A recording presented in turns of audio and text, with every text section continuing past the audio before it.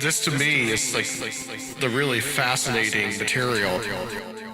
We don't know what the answer is, but we're looking for patterns. I think we're looking at kind of a type of cosmic alchemy. The story slowly mythos. Still, a lot of people don't know that this technology actually exists. The possibilities here are pretty mind-boggling. We can't just believe that it was the work of these lone troubled individuals. A secret passageway with a secret church that is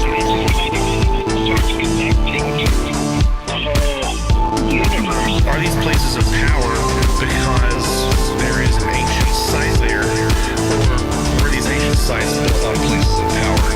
You're getting into bizarre areas of relationships that you really have to invest the time to start peeling back the onion. Do you remember the goat? I don't remember the goat. No. These secret societies. Is there any knowledge they are preserving about some of these What you had there was the detonation of a 15 megaton cosmic missile. Bring me a cookie. Yes. All this heavy talk is making me hungry. Welcome back to Conspirinormal, guys. It's your friendly host, Adam. And this guy. The Studio B operator. Yes, tonight you are the Studio B operator. I'm the co-producer. because Rob is out hunting Dogman in the woods of Michigan. He's probably really laying on the beach right now is what he's probably really doing. We'll try to fit in a Dogman report. Yeah, hopefully. In this episode. Well, if he ever comes back, I mean, if he disappears mysteriously, we know what happened. And it's interesting that we're talking about Dogman just now because we have someone that is an expert on wolves and canines in mythology, among other things. And we have Rich Blackett all the way from the UK. He has agreed to stay up into the wee hours of the morning for him. And it's kind of like early evening for us. But Rich, welcome to Conspirinormal. Thanks for having me, Adam. Hey, thanks for coming on. You know, I heard you on Melissa Martell's and John Chadwick's podcast, the Drawing Out the Spirits, back in, well, I was making a drive across the country and I was having them on, so I was listening to their podcast. And I heard the subject that you were talking about, and it just kind of immediately intrigued me. This whole idea. I'm always intrigued by because animals in symbolism and the paranormal, supernatural always come up. There's a guy out there that in some ways I think is kind of mining the same territory that you are with wolves, but his name is Mike Cleland. He's doing it with owls. I don't know if you're familiar with his work.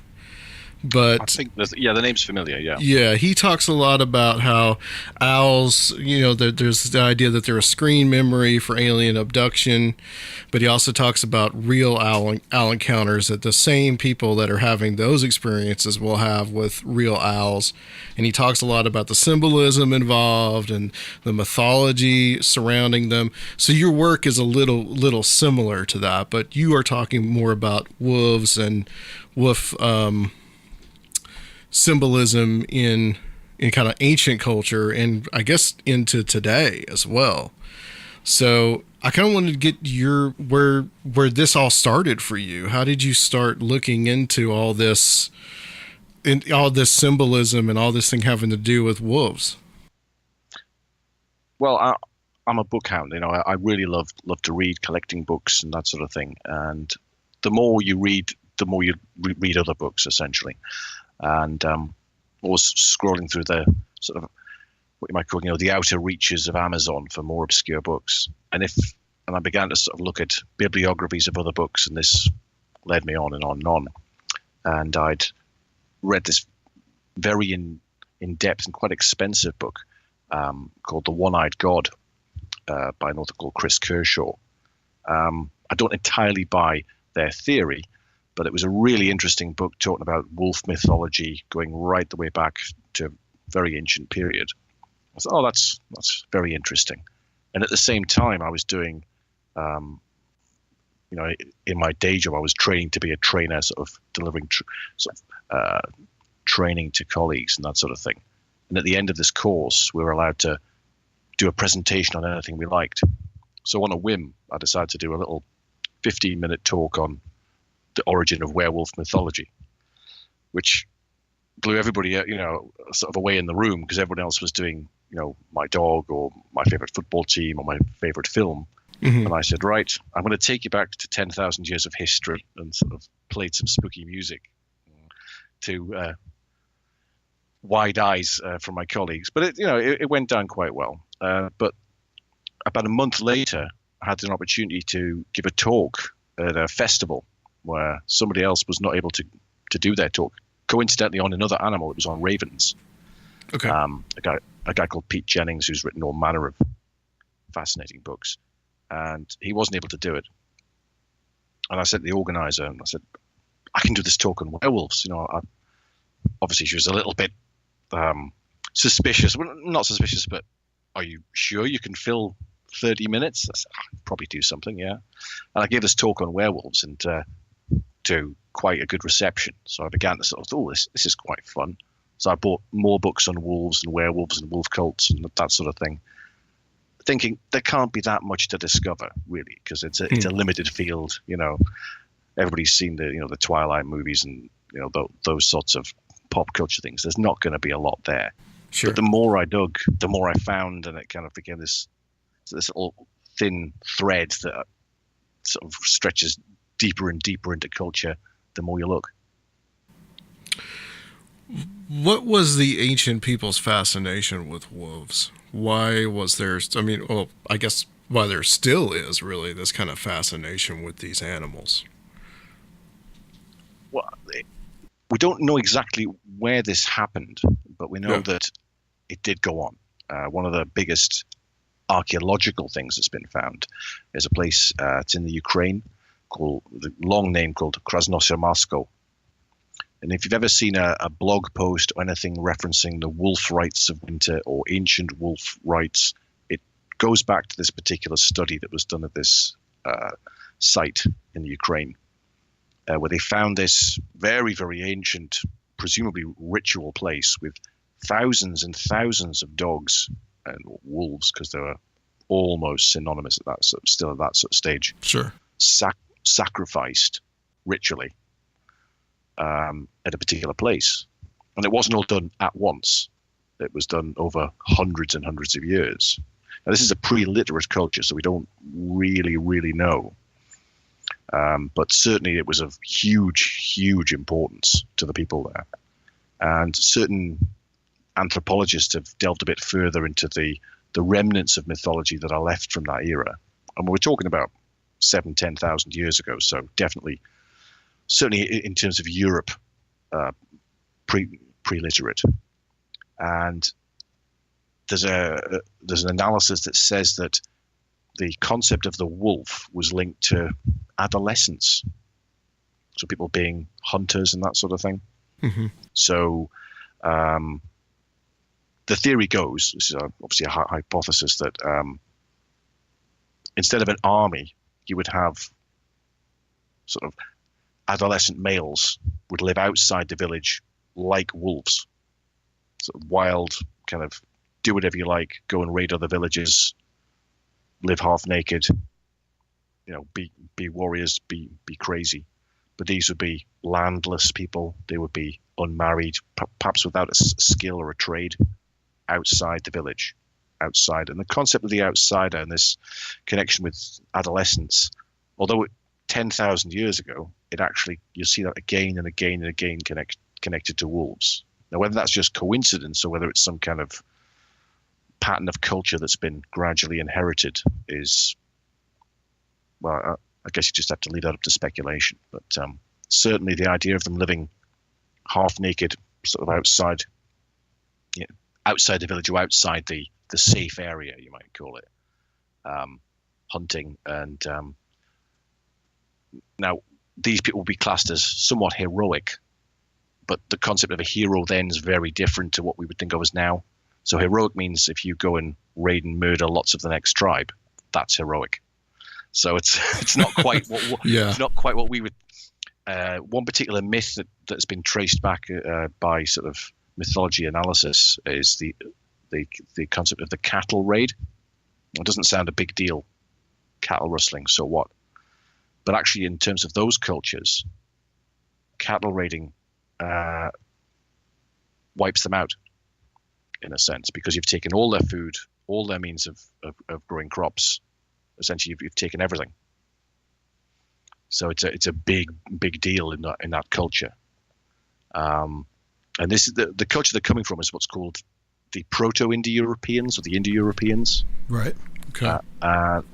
They were a hugely successful cultural group for one or two sort of very strange reasons. One of which was that they'll think of them like a steppe culture, as in STEPPE, steppe culture, a bit like the Mongols or that sort of thing. So they're traveling, they're mobile. But one of the things that they developed was an enzyme in their sort of biology, by accident, whatever, was that they were able to eat dairy products past the age of childhood. Now, it doesn't sound like a big deal now, but it means that your food production is more efficient, so you can raise more people on fewer cattle, so you can have bigger families, so you become, the knock-on effect of that is huge. Doesn't sound like much, but it means that they became immensely successful, and they migrated from their sort of homeland, you might call it, to sort of the Middle East, to the north, to the the Uralic tribes, and then into Greece and the Roman Peninsula, the Italian Peninsula, and so forth. And that migration has got a great title called the Kurgan migration, or the Kurgan theory, spelled exactly like the bad guy in Highlander. Right. Yeah. Because it just sounds like a cool name. It was one of these theories that was kind of debunked. It was a lady called Maria Gimbutas came up with it, I think 60s, I think it was. And it was kind of various other theories came up and sort of not debunked it, but scholarship moved on. But actually, I think recent genetic studies on graves have been found actually bears it out. It more or less did happen as she theorized. And there's various diagrams you can see on sort of on the internet and Facebook sort of showing this sort of spread sort of into Europe from this sort of grassland plain sort of homeland, and obviously carrying this wolf cult, this notion with them, sort of into all these other places, and that's where we begin to see it take form and take root. And just to put some perspective on this about the Indo-Europeans and how, just for the audience, how successful they were in that a great majority of the world's languages are Indo-European. Oh, and absolutely. You have can trace their roots back, yeah. Right. And the language we are speaking now is Indo-European. And that includes just about every language in Europe. And it includes some in India as well. Kurdish, Farsi, Sanskrit as an ancient language, but also Indo-European. So there's like this movement of where they were in the middle of, I guess, would be Central Asia, and then like one group went to the west and one group went to the east. So that's how successful they were. Well, there's been linguistic analysis, which sounds a bit like a pseudoscience, but again, it's one of these very obscure branches, but it has been borne out. Because as the language, as people move around and they're further away, their language obviously shifts over hundreds of years. Yeah. So, for example, like a P might become a V, or a P might become a B, and that's a very simplistic example. But that's so for example, like the Latin word pater for father becomes father because the P becomes an F sound for time. It seems unlikely, but that's been sort of proved. But what some linguistic sort of experts have done is trace that back further, kind of reverse engineering it. That's probably not the correct term, to what's called a theoretical language that the people there might have spoken. Now, I know that sounds hugely sort of speculative, but it's been borne out by a weird sort of study that was done, I think, in the 1930s or 40s, where a linguist came up with this theory that said, if this linguistic analysis we're doing is correct, if we find a language in this area, sort of, it's probably going to look like this. And that was an interesting theory, and everybody said, well, it was published in some little journal, and that was fine. But then when they found the Hittite library and translated it, wasn't the absolutely right. All those shifts of vowels and of consonants, rather, were all exactly there. So although it sounds like it's an awful lot of theoretical, hypothetical stuff, it has been borne out by scholarship and actual archaeology that's sort of been sort of bolted into this anthropology. Right. Yeah, exactly. Yeah. I mean, I think since like with the 19th century, they kind of looked at it and said, oh, these languages are very, very similar. And I guess that this wolf cult goes into, I guess, into each and every group. Do you see that as well? That there's the different subsets that they divided Absolutely. into? You see that just kind of as a overarching theme? Well, particularly in the Greek peninsula, the further north you go, the more evidence there is of wolf cults or wolf worship or something involving wolves or wolf transformations and things like that. I mean, Herodotus describes a particular ritual where somebody turns into a wolf for a year, and as long as they don't eat human flesh, then they turn back into a human. But again, it's Thrace, which is sort of the very sort of northern bit of Greece there. And there's various Greek gods are described as being. It's important to note it's not just the male aspect here, because there is a female connection as well. It's a thinner thread, but there is something there as well. There's the mother of Apollo, Leto. Her children were suckled by wolves. Now, whether that's symbolically or whatever, but they certainly were. And she settled in the land of the wolves that was renamed and that sort of thing. So there's this again you see this wolf connection and wolf symbolism, particularly in Greece. And sorry, go on. Oh no, go ahead. I was just going to say that when I mentioned the adolescent sort of concept, there's a particular group of very lightly armored, or I don't want to say cannon fodder, but the guys at the front, certainly in Greek warfare, who were very lightly armored and sort of lived in common, wore very little clothes, and they were associated with wolves as well. So they get that sort of like an adolescent connection there. So young warriors, probably landless, not much money, but you could join this group and you could become one of those sort of, if you did sort of go through the ringer and survive, you might be able to find your fame and fortune. But that is certainly absolutely there. When you spoke about the young being sent out to basically kind of live with the wolves and to act like them, the first thing I thought of was the beginning of the movie 300. Well, yeah. Did the Spartans kind of identify themselves somewhat as well? Not as much as you might think. It's more the north of Greece, where the Spartans were much further south. Yeah, Spartans had a very different sort of concept. I mean, the whole point of the story within 300 is a little sidebar here, is that it's an exaggerated tale told to somebody else to spur them on to war. That's the movie. Yeah. So this guy has exaggerated everything. Oh, we did this. Oh, the Persians. The lead guy's 20 foot tall. They have guys with like sort of split arms. They have people with bombs. We need your help. So that's it's meant to be an overblown tale to sort of spur the rest of Greece on to help them in a sense. Where you do find that, if for example, is an awful lot of these adolescent people sort of did raids on places. Now, it's described often in the histories as a war. We had a war with the such and such people, or the war against this island. But actually, those wars were more like what you might call like a raid. Some young guys go and nick some stuff. We've had a war against, the such and such island.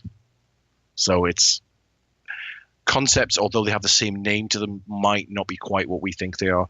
And the same with the concept of the werewolf has, although we've got the same name for it, it means something culturally very, very different as it goes through.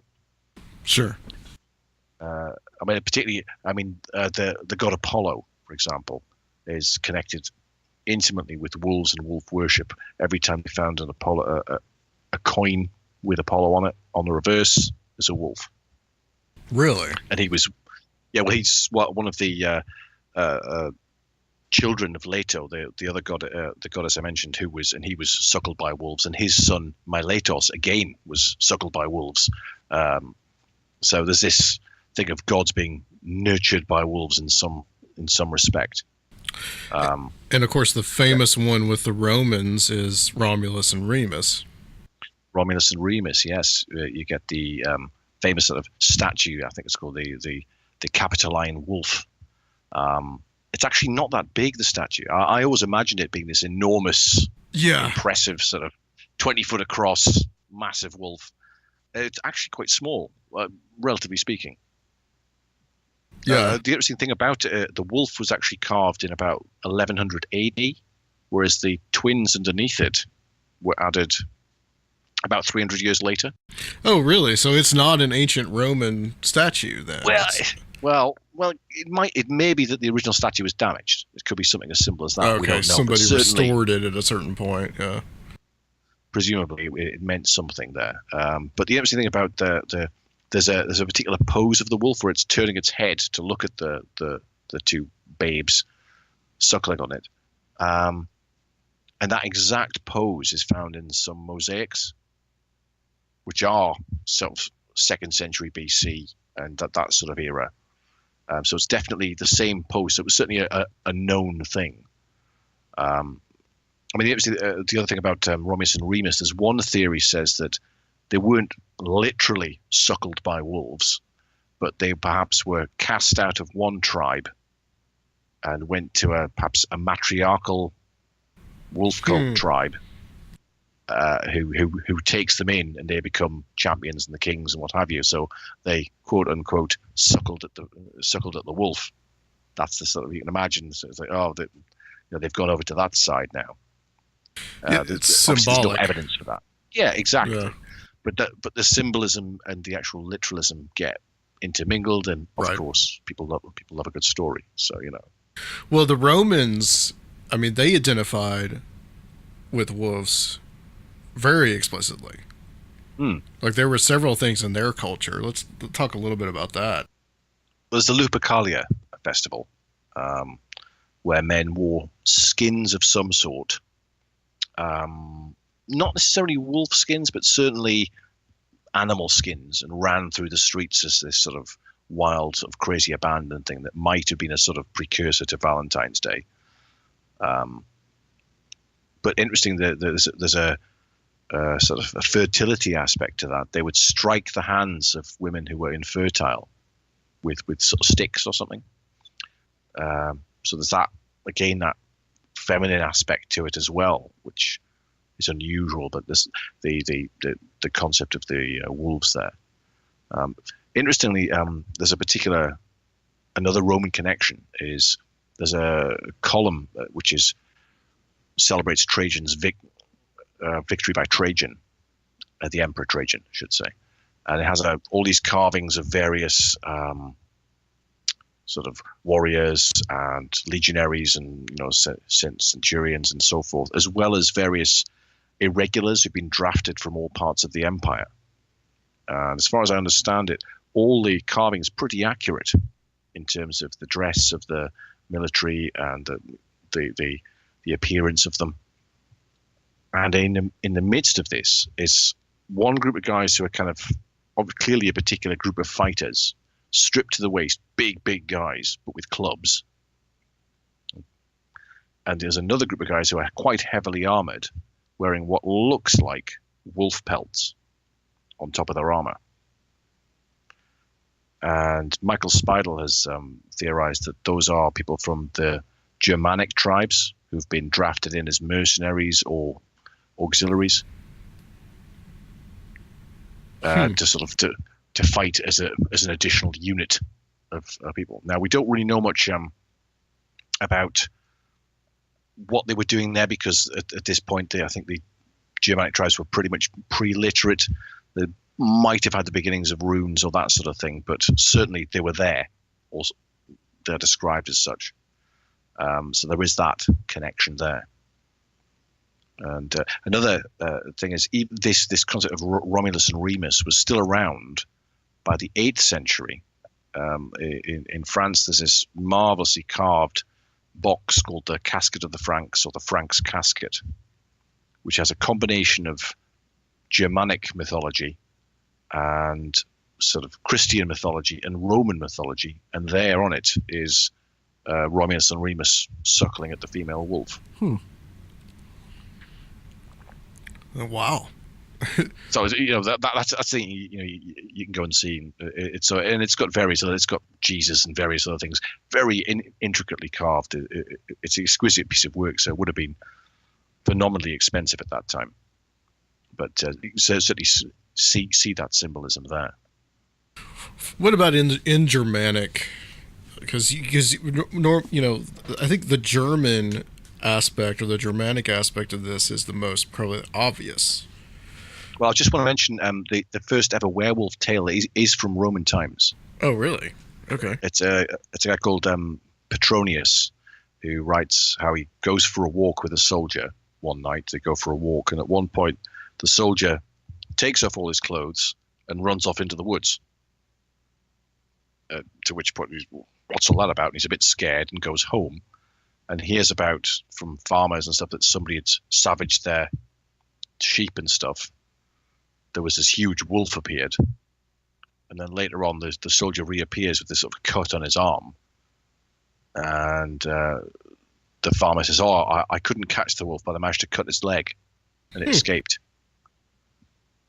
And that's classic werewolf tale. Yeah, right. At night, he takes off the clothes. So that's a long way back in the history. So, but that's pretty much the werewolf tale fully formed, sat there in the Roman era. Well, let me ask you this about werewolves. Maybe people are actually turning into wolves. It's possible. Sure. But could there be some kind of link to this fascination with the wildness of a wolf, or maybe even a link to like some kind of hallucinogenic?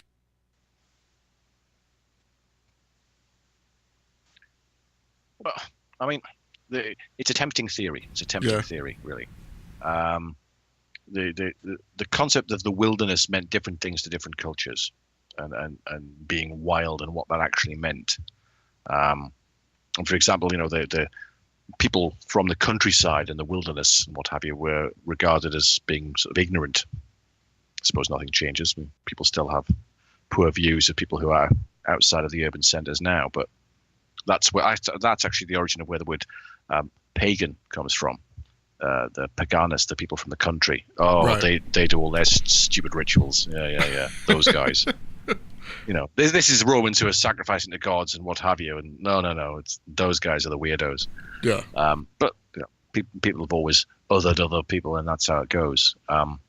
It is just a notion. I mean, sort of going further back. So I meant to mention the one connection with the full moon. Again, this is highly speculative.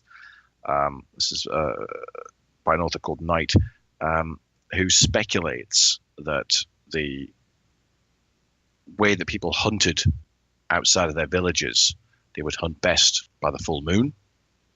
So again, if they're hunting, they would copy the way that the wolves would hunt in packs and what have you. Yeah. And that sort of synonymous sort of concept of we must be like wolves. They hunt all the time and they do well. We should be like them. And that sort of concept gets mixed up into mythology. The other potential thing, which as you see again, is with women being leaders of the hunt. And you think, well, they wouldn't really be leading the hunt. That's unlikely in any culture, certainly in that era. So potentially it might, and again, this is his theory, not mine, that it was when women were menstruating, or in the menstrual cycle, is when the men would go out. So you get that connection with blood and that sort of thing. That's from an analysis by a guy called I forget his first name. Knight is his surname. The book's called, I think it's called Blood Relations or Blood Rights, and sort of that's a fascinating concept that the cycles of the moon is how they would hunt, and it's how women become fertile, and that sort of connection there is very intriguing. We can't really nail it down into facts, but it's certainly highly suggestive there. Absolutely. I wanted to say that I was reading a book, I believe it's called King Solomon's Ring, about animal behavior, and it's talking about the initial domestication of dogs and how their predecessors, the wolves, would hang out around the outskirts of the temporary human habitations. So I guess that really ties into where that symbolism came from, of these warrior cults and young men living outside of the village, outside of the central area. Oh, certainly. But again, you've got to remember how far back the domestication of dogs and wolves began. Right. I mean, there's that place, Göbekli Tepe. I think there's some carvings there of wolves, of dogs of some sort. I think there's something at Catalhoyuk in Turkey, and it's a place in Saudi Arabia where they found very sort of old carvings. And I think there's some recently discovered ones in North Africa. So you can see, I think there's actually one of a man. It looks like a man walking his dog. It probably isn't, but that's how it looks to the uneducated eye. Very interesting. Oh, sure. I mean, the people and dogs and animals are living closer, and would they have seen themselves as separate from animals? It's impossible to know what the psychology of that would be. What about Hecate? Oh, well, how long have we got? I mean, Hecate is a really interesting sort of goddess, and linked in with necromancy and all kinds of sort of cool stuff there. Sort of she's, I guess, she has a fascinating name to her, but she's again described as being linked to Thrace. Again, we're back to sort of northern Greece. She's goddess of magic and crossroads, and I think she has sometimes represented by three wolves or threefold statue, heralded by howling wolves and all that sort of stuff. There's a reference to and really kind of dogs are interchangeable there, because she's very associated with dogs and wolves. Again, yeah. they're somewhat.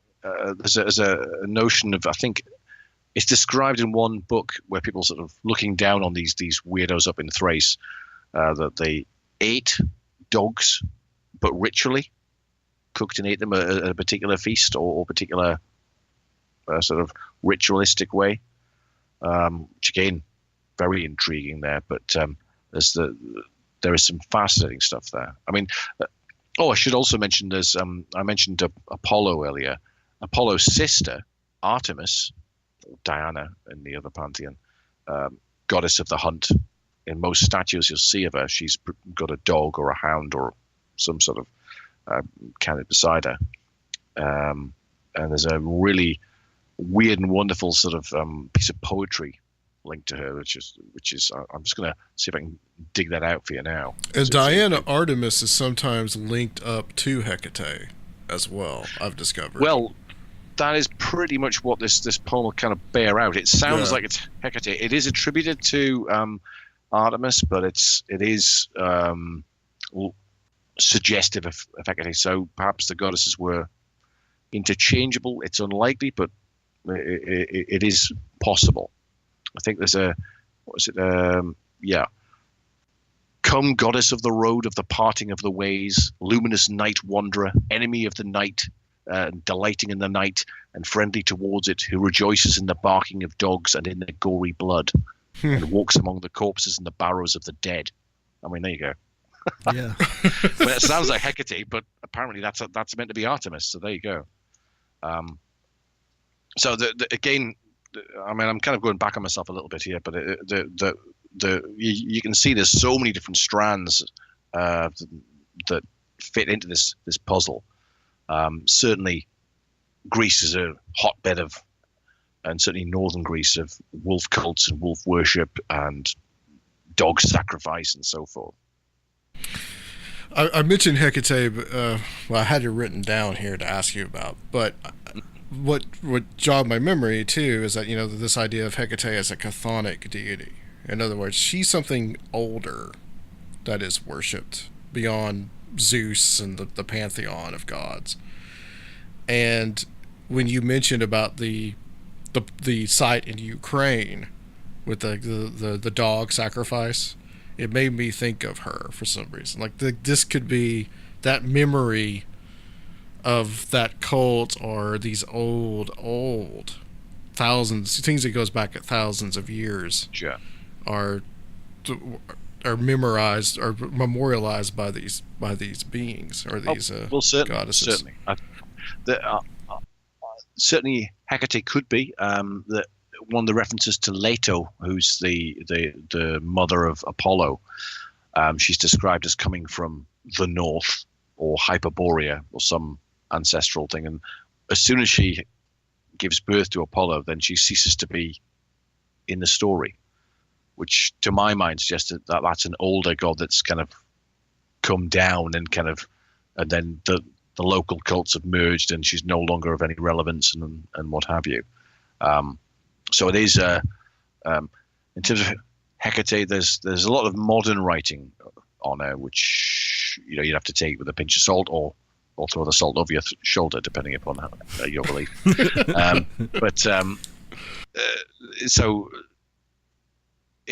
Again, she's to do with sort of necromancy and that sort of thing. But whether that was just a bad press at the time, or whether just because they had a god and a goddess for everything, so there was that. I mean, the other goddess, of course, of that era is Circe. She's described as a goddess of magic and has a mansion in the woods. She's got not to be confused with Queen Circe. No. Although pronounced the same, but Circe, or it might be Circe. I don't know what the actual official pronunciation is, but she's surrounded by this man. Now it says a mansion in the woods is the translation that comes down to us, and that's not just a large dwelling. It's probably a more correct thing. But it's surrounded by docile but drugged wolves. So there's your potentially a drug connection there, but they're described as very docile or subservient in some way.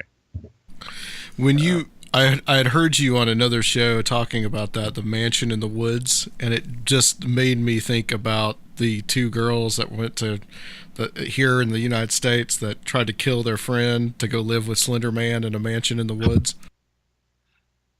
Well, I think if you're basing your mythology off a computer game, then you may have deeper problems, perhaps, I think. Well, yeah, that's true. But see, that's a modern day mythology. Well, I mean, you do get all kinds of modern day mythology. I've got a few.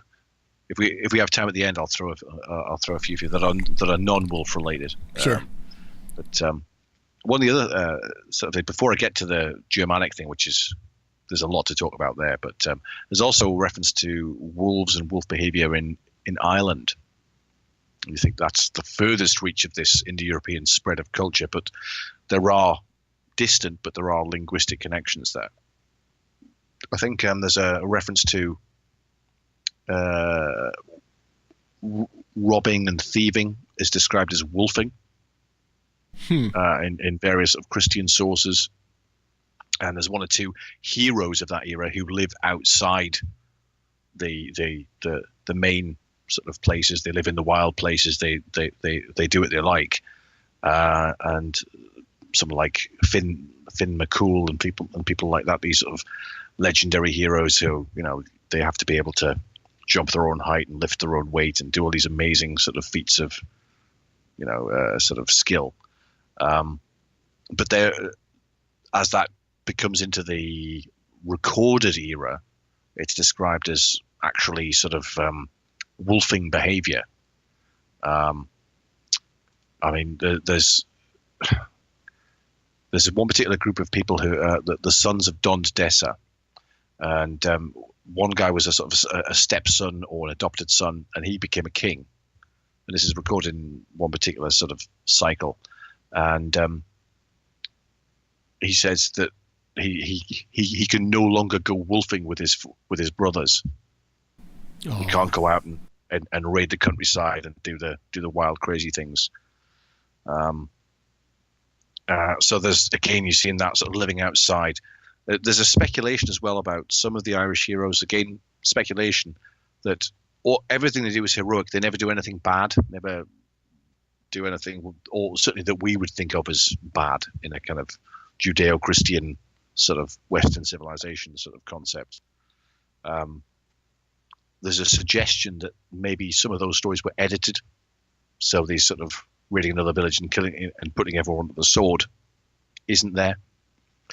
So they might have been more brutal in the original versions, but obviously it was Christian monks who wrote them down, and they're not. Well, we'll not have that. We'll just make them all heroic all the time, by their standards. Right. How does the wolf as trickster archetype fit into some of these cults? The wolf as trickster is generally in terms of folklore and fairy tales, the wolf generally comes off worse. Right. In most sort of fairy tales, my daughter's very, very interested in wolves as well, but she likes sort of fairy tales and that sort of thing.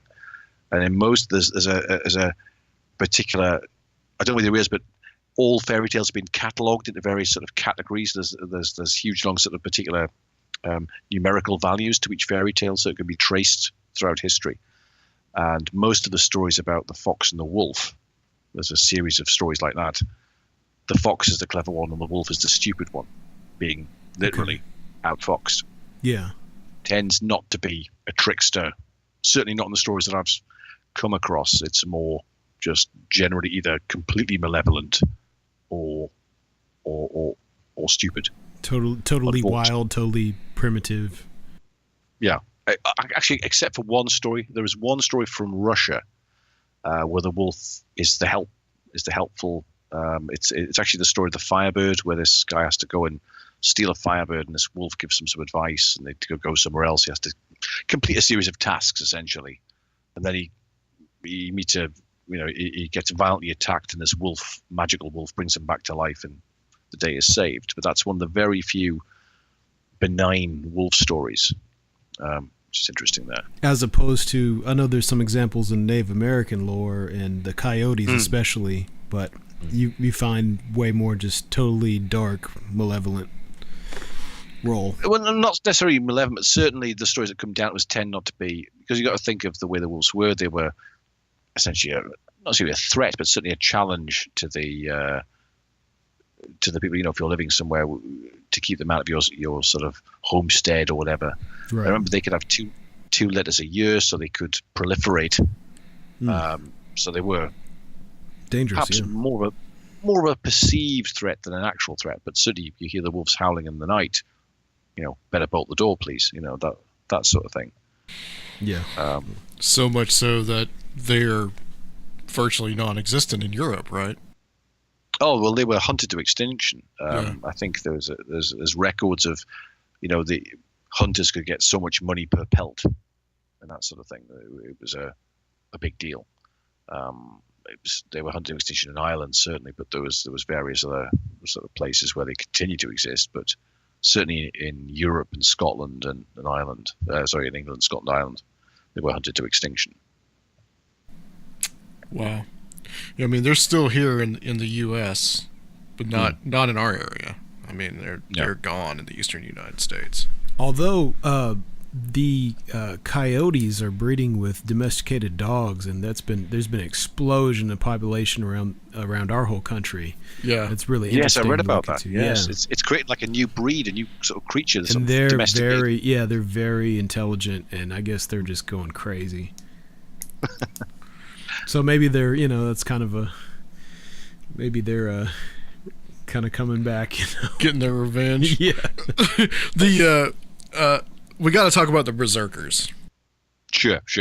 Well, if you imagine, we talk about this culture spreading throughout Europe and various sort of places, and the last sort of places it ends up is Ireland and Scandinavia, or should we say the Germanic area, which there was no obviously country designations at this time. So if you imagine this concept of this warrior band, or outside of the mainstream of the farmers, the actual people doing the main jobs of society. Now, obviously, in those primitive times, it was all young people, and they would then be absorbed back into the tribe, and then the next generation would be. So you'd have this sort of standing army of people who, for want of a better phrase, it doesn't matter if you lose them because they're not married, they don't have a trade, they're outside, they're young, whatever. So if they fight and die, it doesn't matter, or it doesn't matter as much. Now, as this sort of concept travels across Europe, and it was in Greece as well, in the sort of Scandinavian era, it takes this whole new form because they didn't become urbanized in the same way that Rome and Greece and other places did. So it didn't sort of settle down and become another kind of cult worship thing. It just stayed at this sort of, I don't want to say primitive, but more sort of straightforward level of this notion of sort of cults outside of the normal mainstream. Now, I've got to be careful because we've got to untangle an awful lot here in terms of berserkers and the wolfskins and various other things here. It's important to remember that even as they were being described in the sagas and things like that, they were being half mythologized anyway. These concepts. Sure. But they certainly were recorded, in Harold Fairhair's army. It's around 872, and they're mentioned in Vatnsdæla saga, Halskvetis, and Völsunga saga, and one or two others. So they're certainly described, and I have them in my army, and that sort of thing is certainly recorded.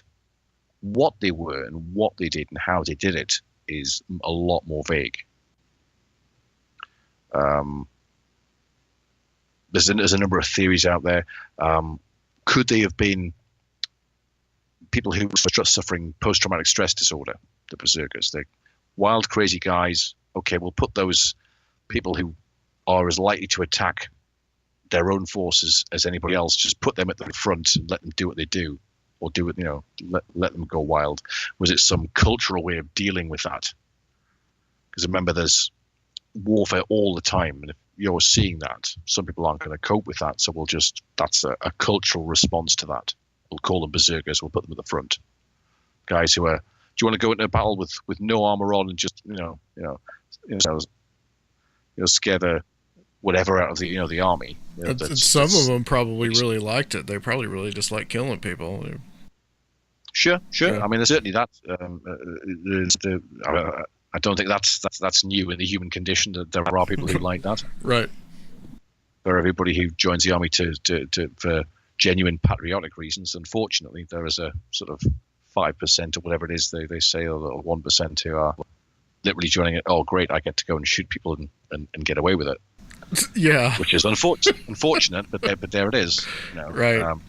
Well, I've spoken to people who've served, and they said, you get there's certain categories, and unfortunately, they've run into some people who are like that, who really like it, unfortunately.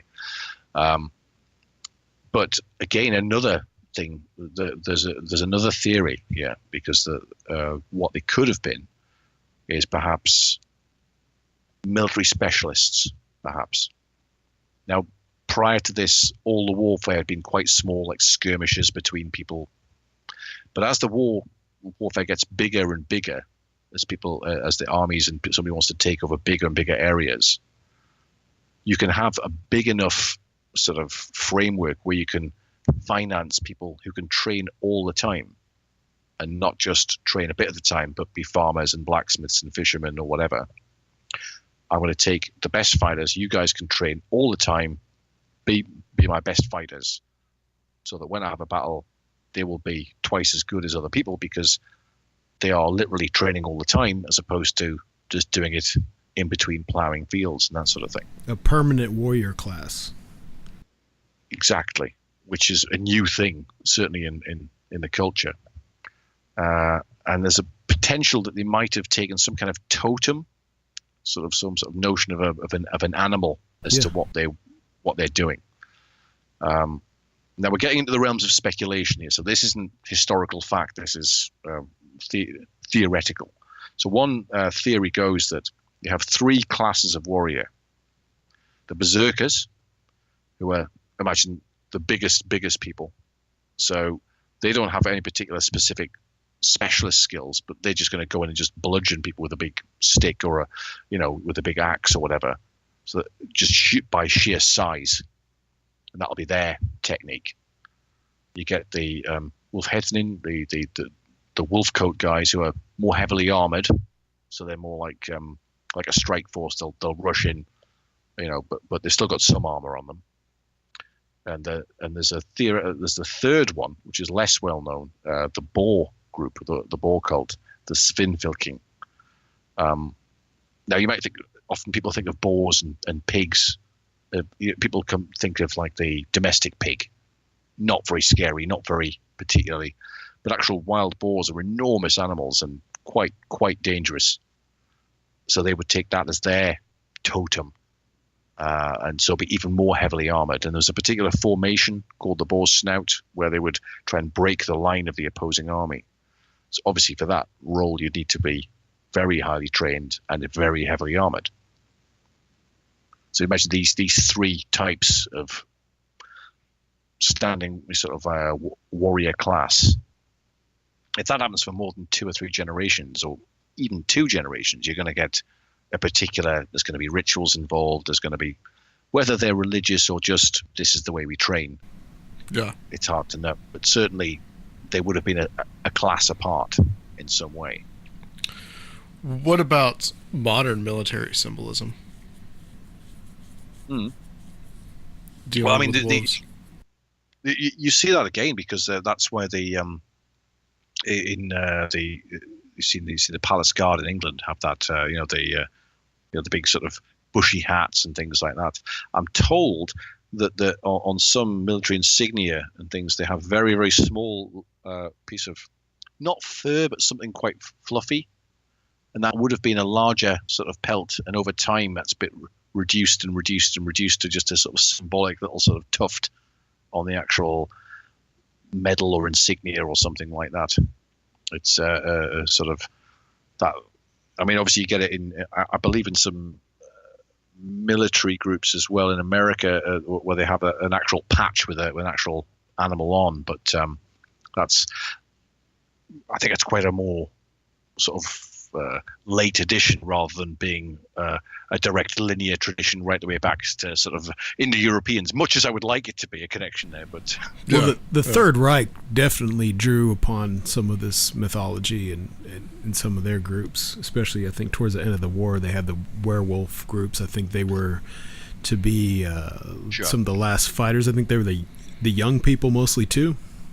Well, there was a thing called Operation Werewolf. That was their idea of being, when Germany's been defeated, you guys can be sort of, I won't say freedom fighters because that's not really what we associate with Nazis, but sort of guerrillas in the hills type thing, and sort of attacking and striking, which is an interesting concept and probably would make a great movie. But I don't think there was that many of them, and there was certainly. I think the fight has gone out with the German people. There's very few people actually did it. Right. I think the name has more cachet than anything else. But it certainly had the old Germanic spelling of werewolf without the second E. So Werwolf, that was the idea that they would live in the wild and come and strike, cause havoc when they could. Do you also talk a little bit about the female werewolves? You sent me a lecture that you did, which I thought was very interesting. And there was one story that you talked about where it was kind of a medieval legend about 300 female werewolves attacking a town or something. Oh, this is a great. It is medieval clickbait, literally. No. I'm absolutely. Stick with me on this. Medieval clickbait. There'd been a very gruesome case prior to this. A guy called Peter Stube or Stuber. had committed horrendous acts like we would think of as like serial killer, like really gruesome stuff, and had been prosecuted and executed for that. So obviously some enterprising pamphleteer had thought there's money there, so published this pamphlet saying, well, this is not the end of the werewolf situation. There's been 300 female werewolves have stormed the poor defenseless city of Jülich, and hundreds dead. It's terrible. Read on to find out the rest of the story, or click here to find out now. You won't believe what happened next, you know. But the actual story, when you actually read the pamphlet, is that one woman was accused of being a werewolf and implicated some others, and I don't think maybe one person died. It's just this huge gory sort of, you know, it's all in the headline, you know. So it's an infamous case in terms of female werewolves, but it was very much about all about the cell and less about the story, I think. Very little has changed, I think. We think of clickbait as a new thing. I don't think it is. But I think which brings me to the next stage after this sort of, you know, we were talking about the berserkers and the wolf pelts people, the wolf skins and the Svinfylking. The story kind of splits in two at this point, because those guys who were specialists, once the wars are over, what are you going to do? You've not trained as a farmer or a shoemaker or a fisherman. You've got a problem then, because all your skills are for fighting and killing, and there's no more wars left. It looked like they were going to invade Iceland, and then they didn't. So essentially at this point, they become generic bad guys in a lot of the sagas. Oh, the berserkers, they're the bad guys. They're the wild, crazy people. So they become this kind of almost like a parody of what they've been, in the same way that people sometimes parody like SWAT teams now. You know, that the genuine SWAT guys are pretty sort of hardcore and what have you, but people parody them because of, you know, sort of cultural mores and that sort of thing. So I think that's the sort of territory it then unfortunately heads into. These sort of wolf cult guys are no longer needed. They're no longer financed and become little better than thieves. Right. Which happened a lot in the medieval age. Oh yeah. Well, but then again, you get this wolf connection again, because they're thieves and they're living outside of society, and they're landless and they're probably unmarried. And the new word that is used to apply to them, there's two words for wolf in the sort of Germanic sort of. There's the word that we know, like wolf or ulf, and you see that in a lot of names that people like that name or like to be associated with it. So you get Thorolf and Rolf and Hrolf and various other names like that. But the other name for a wolf was Vag or Vagar, which is also translates as outlaw. So there's that connection. Like, you know, you're a wolf, you're a person who lives outside, you're a bad guy. We want nothing to do with you. Yeah, you're kind of a liminal person, yeah. Definitely. Yep.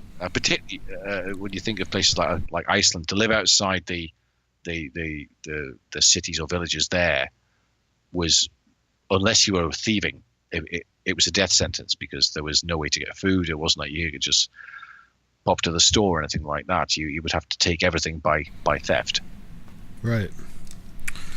Well, something I found really interesting about all this material is that these societies really, they found a way to channel this antisocial behavior through these cults. And it's really interesting, and it was a realistic way of looking at, hey, we've got these young people, you know, they don't have property, they're not married yet, is a way of giving them something to do and finding a place within society, but out at the same time. And I don't know how we would do it, but it seems like our cultures nowadays could really kind of take a page from that, because now it's like we don't, you know, we expect the young men to not be antisocial and engage in behaviors that, you know, many of them will. That's the reality.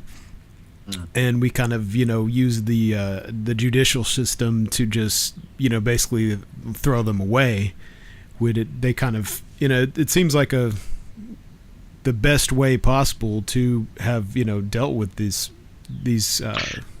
young men. Well, I think that the only sort of, and this is a real stretching analogy, we used to have something in England called apprenticeships, which Right. we still have them, but it's not quite the same. So that would be like working in a factory or a manufacturing plant and that sort of thing. And you would leave school at say 15 or 14. And if you weren't going to stay on into higher education, as most people didn't, you would get an apprenticeship, and that would be great because that would lead to a job as long as you stayed there. Right. But in the apprenticeship, you would have to conform and behave because you'd be working alongside men.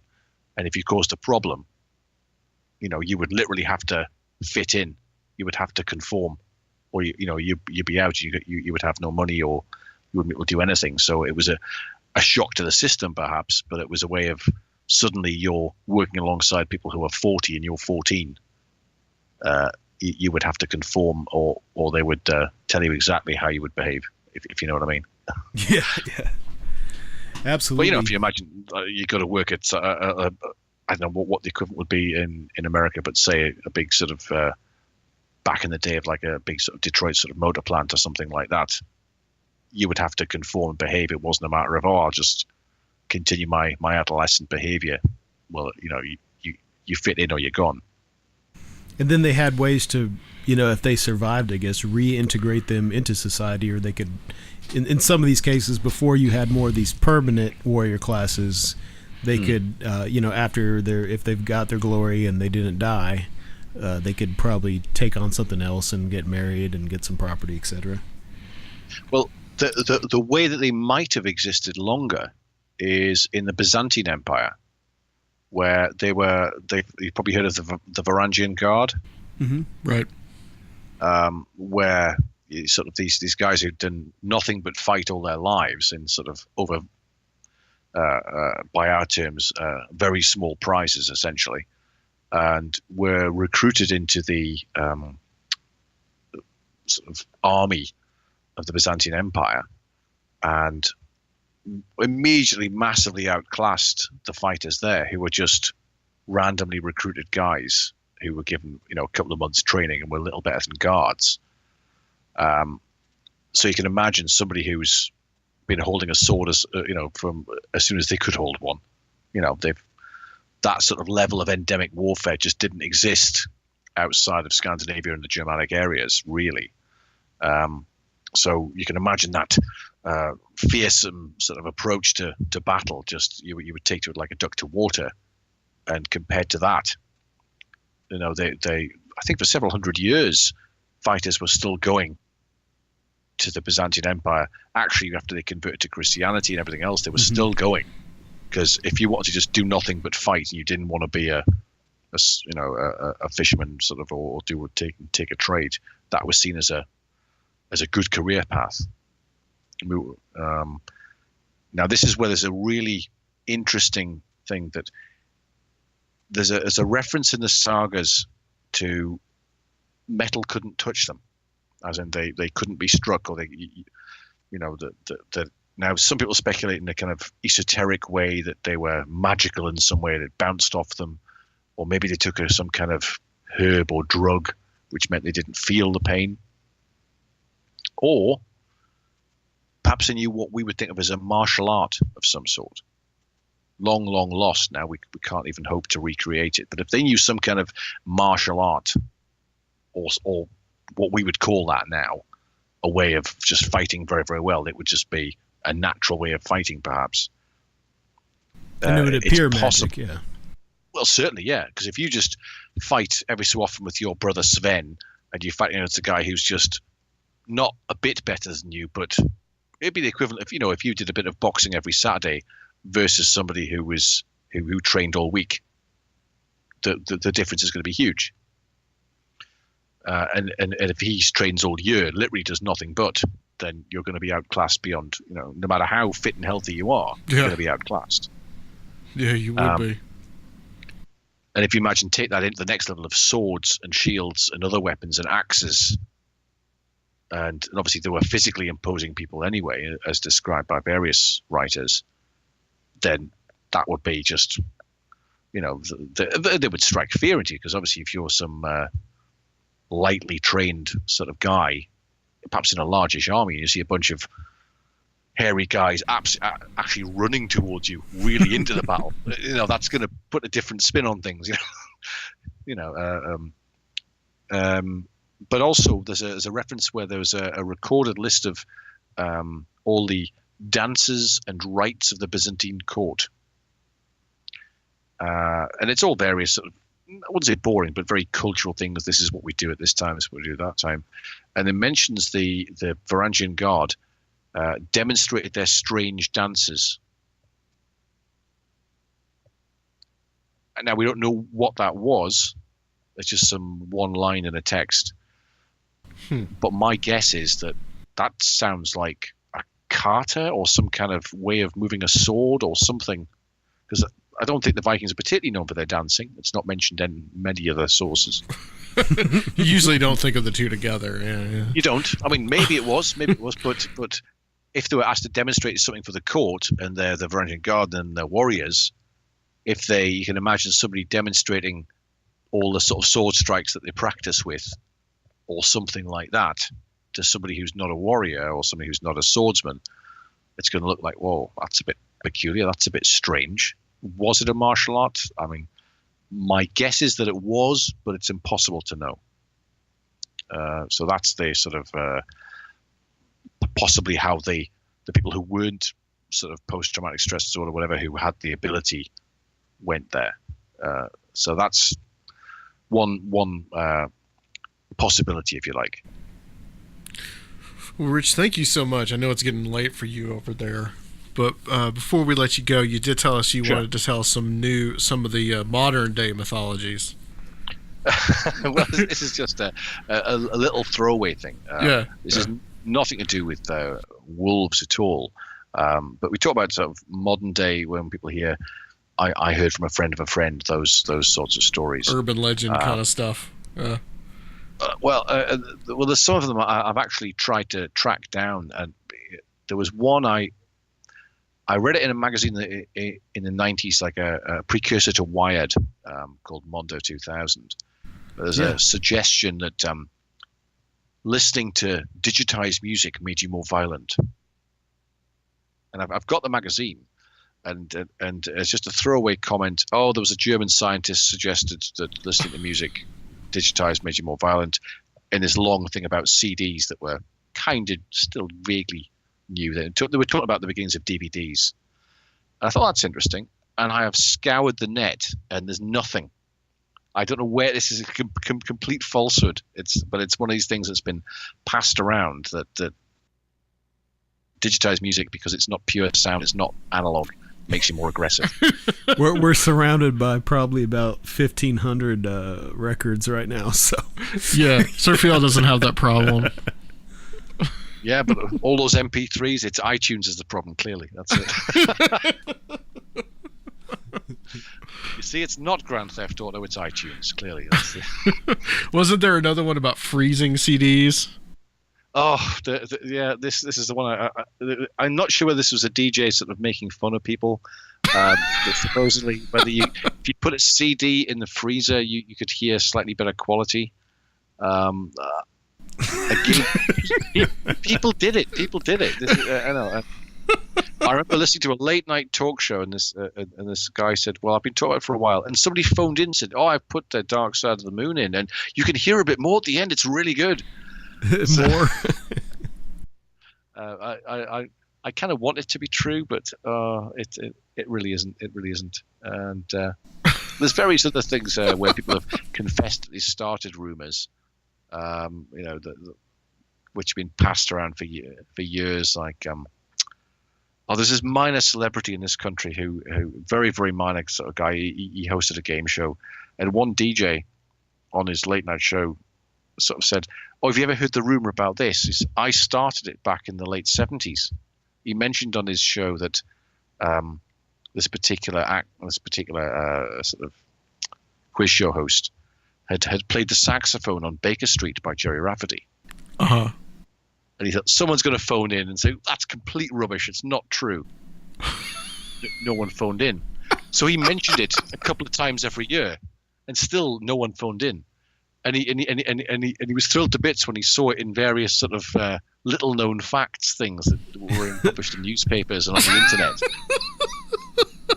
That's great. How easy is it to seed these things into the culture? You know, Yeah. This is Yeah. Well, I mean, not really that's- related to werewolves, but there you go. That's all how the clickbait stuff works. I mean, you know, like we were talking a little bit medieval clickbait. You know, that's how that all works. People just see something for one time, and it just explodes. I mean, that's where a lot of the werewolf mythology gets all sort of blended in as well, because you can imagine some monk compiling stuff from various different sources. Greek Right. said werewolves, that's the same thing. Germanic werewolves, yeah, probably the same thing, and puts it all on the same page, and then somebody else sort of goes off on that sort of tangent. And we didn't even have time to talk about the absolutely crazy stories about the dog-headed men of the Alexandrian stories. Well, But, we will have you back on, sir. We'll get to that. I believe. That's something for your listeners to look into, the dog-headed men of the Alexandrian romances. We so you are working on the book. I am. So when do you expect the book to come out? And then also, how can people see your what you're working on and contact you if they want to contact me, or if you do a search for of Wolf and Man book, I'm on Twitter of Wolf and Man book, on Facebook of Wolf and Man book, and I think there's a WordPress site, similar sort of thing. So any sort of particularly the Facebook one, I'm always sharing sort of documents or PDFs or thesis that other writers that I'm working into my sort of book that I'm compiling at the moment. So I'm always trying to get better information out there. You know, so there's all manner of things on those sites, particularly the Facebook one. It's on the of Wolf and Man book, which will be coming hopefully beginning of next year, is the plan, if not before. Excellent. Yeah, when you get it out, we definitely want to have you back. Yes, because we please. can go into a lot more detail on some of this stuff. Oh, I'll dig out some of the really gory stories for you. Yes. Excellent. That will work. Well, thank you, Rich, for coming on. I know it's late for you. We're going to let you get back to it, but stay on the line for us. And guys, we're going to close out this section on Conspirinormal.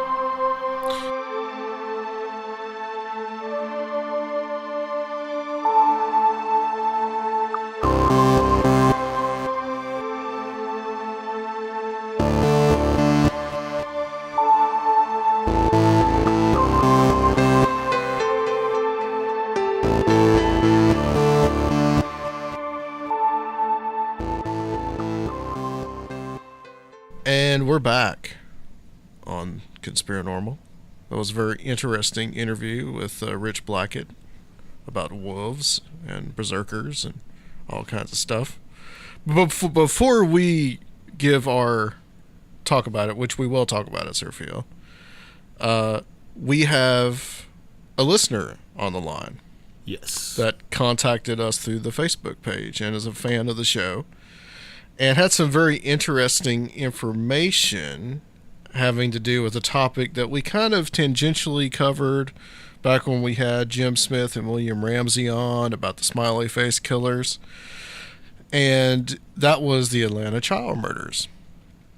And this is our friend Dan. He's from that same area, and he has some interesting information to kind of share with everybody that's kind of an alternate take on what's generally considered that Wayne Williams did it. The official narrative. The official narrative, thank you. Dan, welcome to Conspirinormal, man. Thank you for having me. It's an honor. Absolutely. So, what is this information that you have about the Atlanta child murders? I understand that this is some interesting stuff. Yeah. So basically, one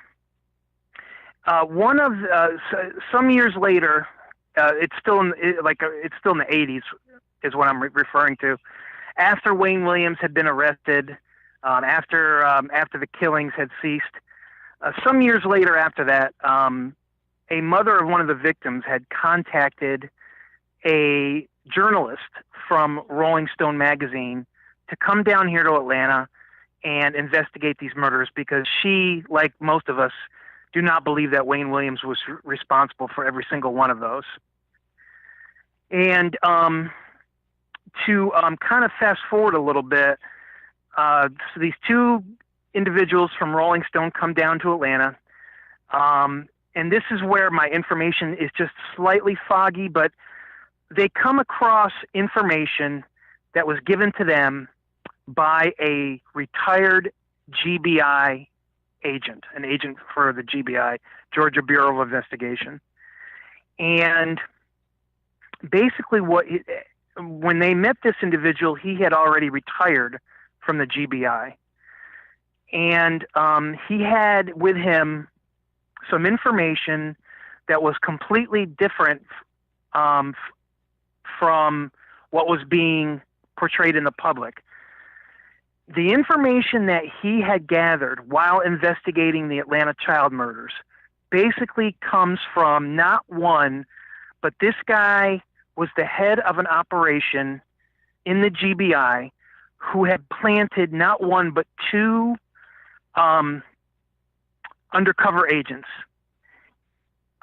in two separate groups of white supremacists.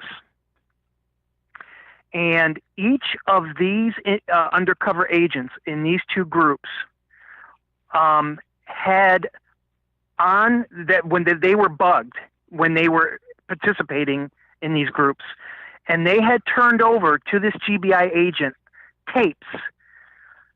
And on these tapes were information from various members of these white supremacist groups, which all fed into this one leader of both these groups, that basically said, we're going to keep on killing these black kids. Hmm. Now, the closer it got to a point where this GBI guy got to a point where he was ready to start taking public action, getting indictments, getting the leader of these white supremacist groups arrested based on this wiretap evidence that had been collected by the two undercover agents. Now, the closer he got to opening up this investigation publicly, something happened, and both of the undercover guys were their cover was blown, and from what I understand, one got away. The other one also got away, but almost got killed in the process. He was basically chased through the woods. Gunfire was shot at him, but he managed to escape. Jeez. And shortly after these two undercover agents were outed, the investigation was pulled from this GBI agent by his superior. Now, what this agent told these guys from Rolling Stone, and this is coming from his perspective. He said that an individual out of D.C. Now, I don't know who this individual was or is. I don't know his position in D.C., but he basically told the superior of this GBI agent that if you don't close down this investigation, you're going to have a massive race war all across the South because of these white supremacists killing these young black children. And one factor that you have to incorporate into this information is, I apologize, I'm outside, so that car just went by. Oh, But one factor you have to incorporate, in the early 80s, Atlanta was going through a huge transformation. It was becoming the new business jewel of the South. You had Coca-Cola establishing its headquarters here. You had Ted Turner and CNN taking off here based out of Atlanta. You had Delta Airlines establishing their hub here in Atlanta. And so the last thing that these corporate giants wanted was any type of economic hiccup that was going to ruin their bottom line. So it's not difficult, gentlemen, to connect the dots. You have corporate giants making some sort of, whatever you want to call it, some sort of communique or even some sort of pact to something or someone in D.C. that says, get this shut down, and because if you don't, we're going to lose money, which means you're going to lose money. Then it filters downhill. This guy out of D.C. or this entity out of D.C., whatever it is, tells the superior person at the GBI, you get on this guy and you shut him down. What does he do? He turns around and shuts down his investigation. After all that happened, this GBI agent retired immediately afterward. And the sad part is that, and this is definitely, for lack of a better word, I'm going to say conspiratorial. This GBI agent mysteriously dies of a heart attack just a couple years later after he retires. And so nothing was ever more mentioned, really, about the investigation into the white supremacist activity of the Atlanta child murders. Now, there were other theories out there, like some sick kind of child pornography ring, some terrorist group of some sorts, and all that could be true. But the difference in what could be true and what this guy had were wiretaps of this so-called leader of this white supremacist group. Yeah, I've heard the pedophile connection because Dave McGowan writes about that in Program to Kill. Yeah. He also writes about, and I thought this was a very kind of extreme theory, but you never know, about the CDC was deliberately giving these kids AIDS, and they were seeing how it distributed among these pedophile groups. I think that might be a little far-fetched, but the whole white supremacist aspect to it does make sense, and I have heard that before, but I've never really looked into it. Where can people find this? Like, is there an article that's written about this if they want to do some further research on it? I think probably the best thing to do would be to probably just look up. There was a movie done called The Atlanta Child Murders. Yeah. It starred Gregory Hines and James Belushi. And they played the two Rolling Stone reporters. And I think I mentioned this to you before, you have to be disciplined in separating fact from Hollywood when you're watching that movie. Sure. And if you can, just like you would if you're watching Oliver Stone's JFK, separate the fact from the Hollywood. Once you isolate just the facts that are thrown out there, and you look at them objectively, it's not hard to, and I apologize for repeating myself, it's just not difficult to connect the dots, because you had the wiretaps, there was dog fur that was analyzed by this GBI agent that matched the dog that was owned by the leader of this white supremacist group. Yeah. One of the automobiles that this white supremacist leader owned was identified by a dumpster, which then later, later there was a child found, murdered at that dumpster, and an eyewitness is the one who identified his car. This just goes, if you isolate, like I said a second ago, if you isolate the facts and then put them together, it's not as difficult as it seems to come across this information and come to this conclusion, or at least in my own humble way, it's my opinion. But if you wanted to answer your question, if you want a starting point, I would definitely go to the internet, look up the Atlanta child murders, and from there you can kind of break down the evidence that was presented by this GBI agent and maybe go from there. I actually had done that recently, and it's strange because when I started clicking links, I got rerouted to these really ultra radical sites, like, what's the word? Almost like, overthrow type of sites from these links.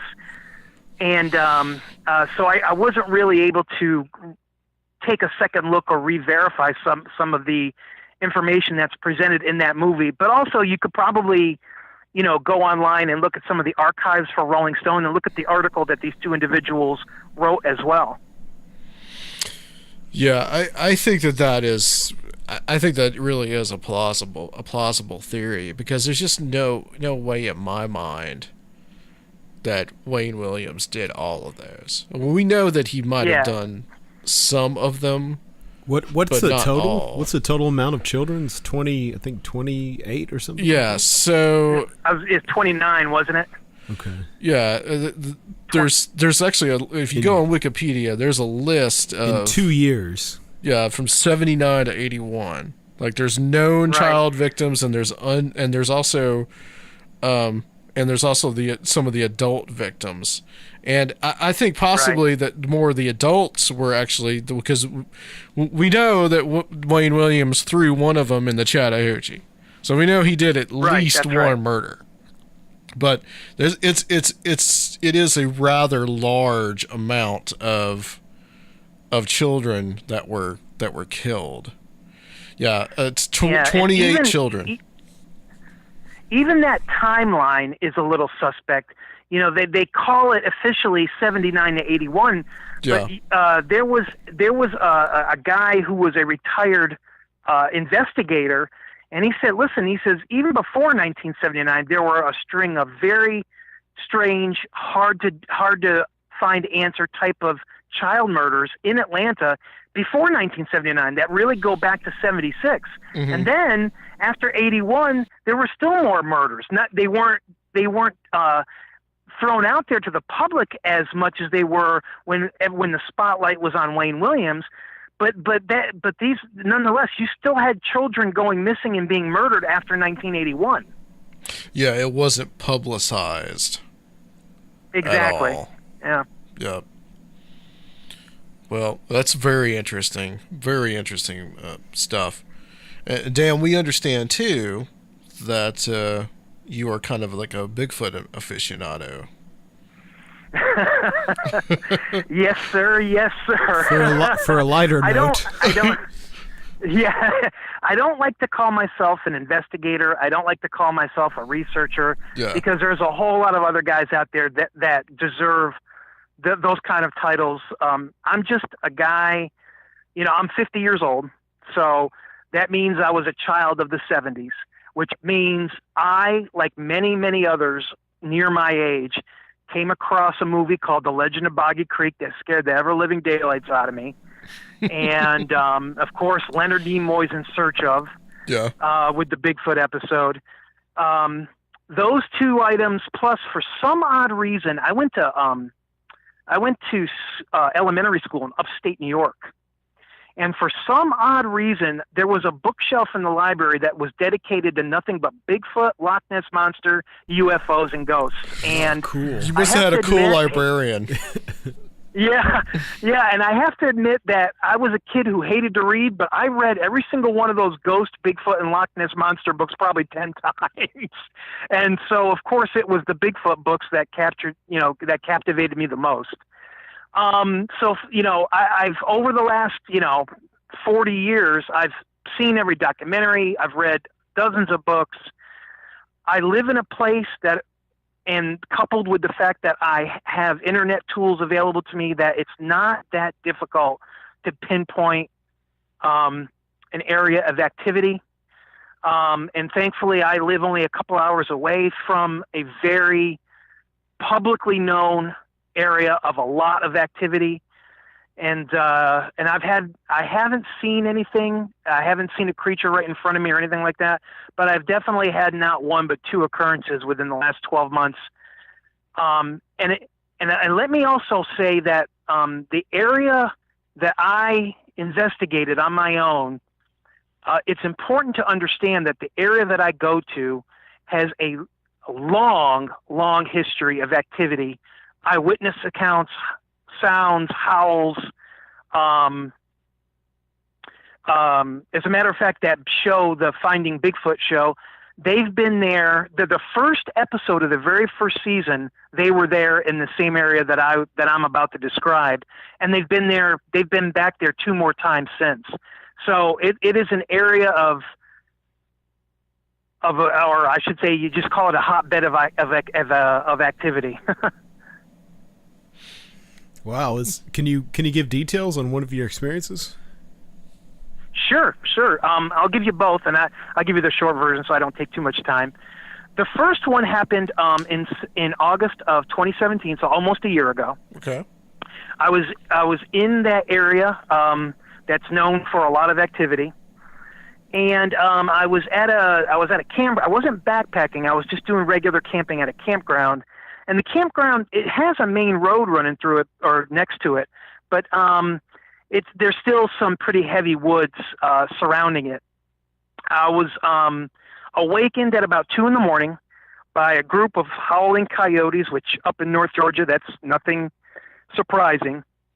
But where it gets really strange is I'd say about 20 to 30 seconds after the coyotes started howling, they were completely drowned out by this super low, guttural, loud Yahoo sound. Like, I'll try to do an impression, although it'll sound horrible, but it was like you had the high pitch of the coyotes, and then you hear this Yahoo, like that, And, so it was distinctively different than a coyote. Yes, What's that a coyote would make? Exactly. Yeah. And it was so, there was so much power behind this yell that I could feel it coming through the ground, up through my tent into my sleeping bag, and it literally rattled my teeth. It was so loud and powerful, and I'm thinking, it's funny because I popped up out of my sleeping bag, and I'm thinking, my God, that is a Sasquatch. But it was 2 a.m. I'm like half asleep, and I'm like, you know what? I'm just going to sit here and enjoy it. Because why not, right? What's that? Because why not, right? Yeah, that's right. Nothing else strange happened the rest of the night, but because I have a baseline knowledge of what this creature is or does, I just knew that had to be a Bigfoot, coupled with the fact that I was pretty much in its home territory, Creepy. And then the second occurrence happened just 30 days later. I'm in the same area, but this time now I'm backpacking, which means I'm actually hiking the trail and I'm camping right off the trail overnight. So is this anywhere close to the Appalachian Trail? I was actually right off the Appalachian Trail, yes. Okay. Now, this particular part of the Appalachian Trail, if you there's a side trail connected to it, which will take you to a campground. Now, it's a very primitive campground. I mean, I think it's only like 10 or 12 slots. There's no bathrooms, no showers, no Wi-Fi, no nothing. But nonetheless, you can camp there, if you want. So I decided to do that, and there were other campers there, which makes me happy because I was like, I didn't want to be, deep in the woods by myself. And it was about, I'd say about 7:30, 8 o'clock. It was dusk. It wasn't quite dark, but it was dusk. And overlooking the site where you could camp was a ridge it wasn't too high. It was only about maybe 50, 60 yards up. And so some of the guys that were there were getting their campfire started. I was getting my campfire started. We kind of, shook hands, said hello. We're standing in a little circle talking with one another about, the day's hike on the trail, et cetera, et cetera. And out of nowhere, this huge tree, healthy tree, by the way, comes crashing down onto the ground, super loud, because when you hear all that, when you hear a thick tree crackling and breaking, it's so loud, and then you hear this huge thump. We all stopped what we were doing, completely became quiet, and about 3 seconds after that huge tree had hit the ground, we all heard what I can only describe as a grunt. The best way I can describe it to you is if you've ever watched any of Jane Goodall's documentaries or anything on Nat Geo regarding the silverback gorilla, when it gets annoyed and irritated and it makes that kind of grunt, well, that's what we heard. But it was loud, and whatever it was it just sounded mad and angry that we were there. And it could break a tree. So. Yeah, that's right. I did not go inspect the tree, but apparently an hour later, a couple of the other campers decided to build up enough nerve and go check it out. And they said that tree was healthy, it was not deadfall, and the other trees around it, nothing had been broken or had been rotted out. So now here's where the story gets super, super weird. Nothing happened the rest of the night, thankfully. No footsteps, no visits, no nothing like that. Now, at the back of this particular area is a wide path that can be used for driving your vehicle on during hunting season. And one of my favorite things to do when I'm backpacking is I like to get up really early, get a fire going, and make myself a hot cup of coffee. So that morning I had gotten up at about, it was like pretty early, it was like 6:37 a.m. Got my fire going, I got my coffee going, and coming into the campsites,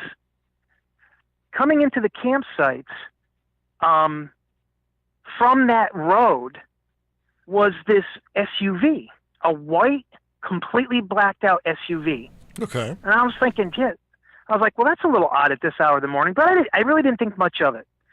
And as it passed by me, because my little camping spot was where this SUV was coming, I happened to notice that they had a huge sticker. I mean, it was like bigger than a basketball. They had a huge sticker on the back of their SUV that was the silhouette of Patty, as I like to say, the Patterson-Gimlin film. Yeah. Yeah. And so I'm thinking, oh my gosh, look at that. Right away, the way my brain works, I'm thinking, hey, here's a couple guys I can strike up a conversation with about Bigfoot. So I casually walk up to the SUV, which probably was not a good idea looking back on it, but I walk up to the SUV, and as I'm walking to it, it slows down, and I'm walking to the driver's side now, and the guy cracks his window open just enough so I can see his head, and I can still see into the SUV, but not all the way. And I was as I'm walking closer to the SUV, and I'm looking inside because now his window's coming down. There's two guys in this SUV, and Adam, they were completely decked out in full military tacked gear.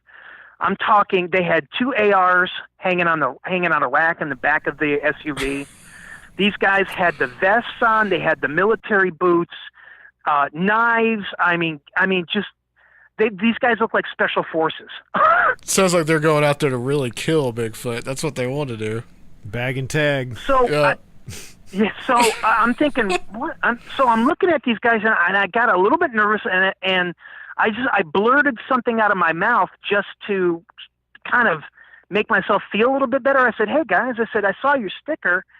I said, it's funny. I have the same sticker but smaller on the back of my car, which I do. It was given to me by a relative, and the other guy looks at me with this very serious tone and very serious look and says, yeah, that was a practical joke from my girlfriend.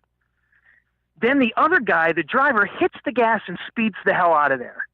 And I'm thinking to myself, what the hell was that? So after careful analysis through my brain of what just happened, I'm thinking it's one of two things.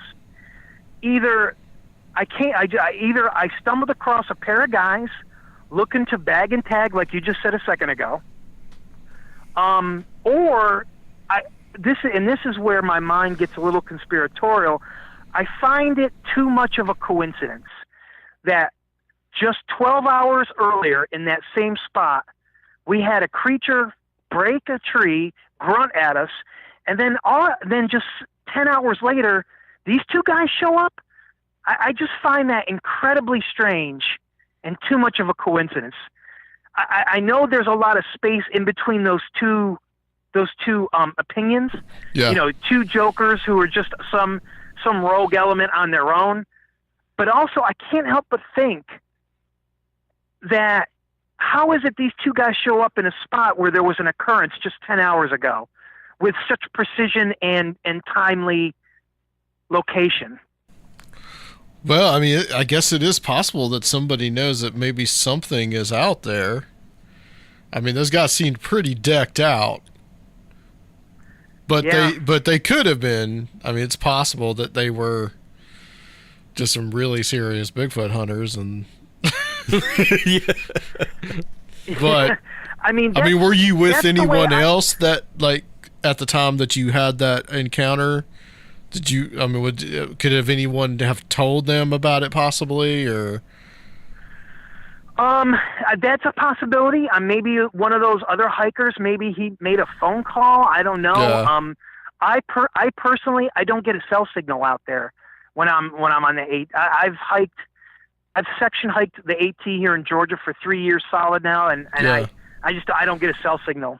So, I mean, but maybe this guy maybe a hiker has better reception or something, and maybe he made a call, or I don't know. I could see a hiker getting excited and wanting to share what just happened with somebody. Maybe somebody intercepted that call. I don't know. Wow. That is an interesting story. Yeah, my mind, 90% of my mind says, hey, here's a couple of guys. They're looking for Bigfoot. This is what they do. And I just happen to run into one, or I happen to run into these guys. But there's that small little fraction in my mind, that remaining 10% that says, how is it two guys in full military tact gear show up just 10 hours later to the precise spot where there was an occurrence? I just can't seem to let that go. I'm sure, yeah, that's something that would bother you, yeah. Well, Dan, yeah, thank you so much for coming on and sharing these things with us. So we really appreciate it. Thank you. Absolutely. Thank you. The pleasure was all mine. Thank you. You guys have a great show. You keep doing what you're doing. Do you have any kind of web presence for people, or? I'm sorry, say that again? Do you have any kind of web presence for people that maybe? No, actually, I don't. I don't. Yeah, I don't. I suppose if somebody wants to contact me, I don't know, maybe they could send you a message through your page and then you could forward that to me. But okay. Yeah, I don't have a website or anything like that. So. All right. Well, excellent, Dan. Thank you so much. And stay on the line for us. We're going to close this section out, and we'll be back to close the show on Conspirinormal.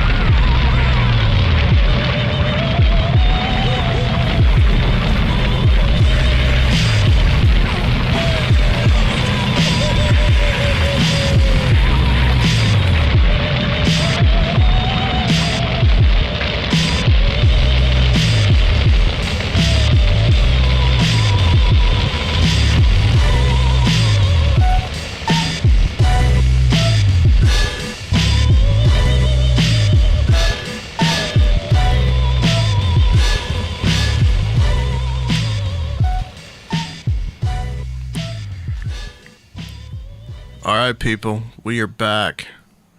That was a marathon show. we sort of had another guest there for a few minutes. some interesting stories about Bigfoot.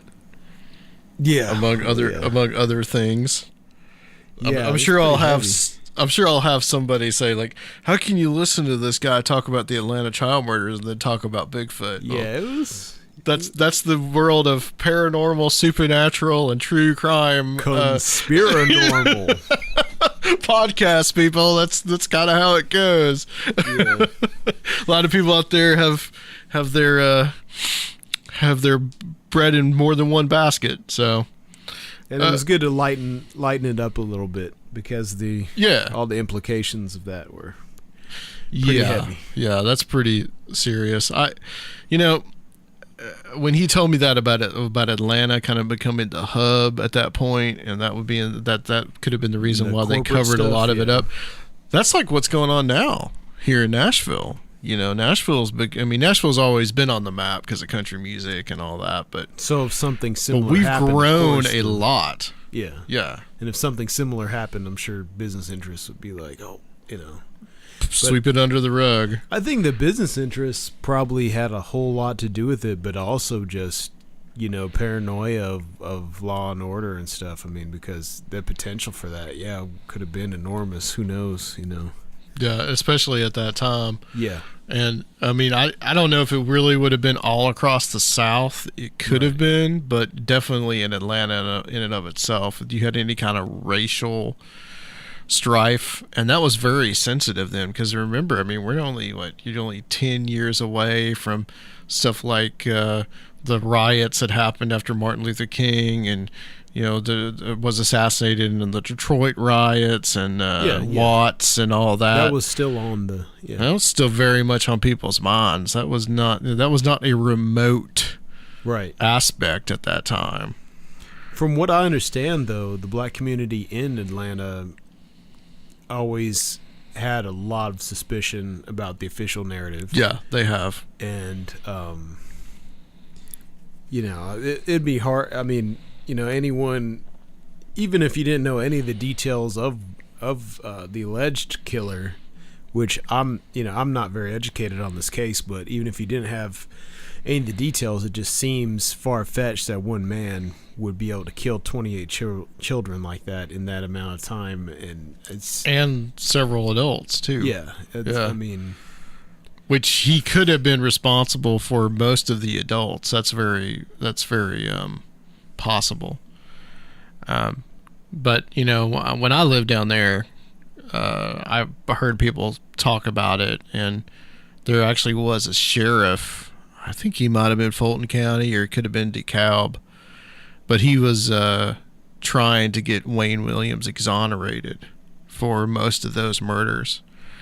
I remember Wayne Williams wasn't even tried for all of them.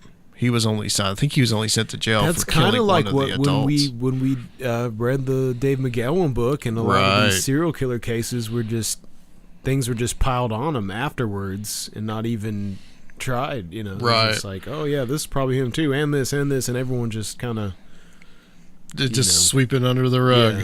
Yeah, using it to clear out all these cold cases. And this sheriff that was trying to exonerate Wayne Williams, he later on he did something criminal. I can't exactly remember, but that was actually going on while I was down there. I remember that, and I remember Cynthia McKinney talking about it as well. Yeah. Like, she's said some things. I mean, she's generally been considered to be like kind of really out there on the fringe. She's actually kind of like supporting Trump now, which kind of blows my mind. I believe it. Yeah. But what did you think about the Rich Blackett section? Oh, that was very interesting. To be honest, my knowledge of those wolf cults and the berserkers was pretty influenced by pop culture and heavy metal more than anything. Right. Read little stuff here and there, and I kind of understood some of the basics, but to really flesh it out like that and realize how much of an integral part of these cultures and societies these wolf cults were. It was very interesting, and the martial history of it. It's pretty wild.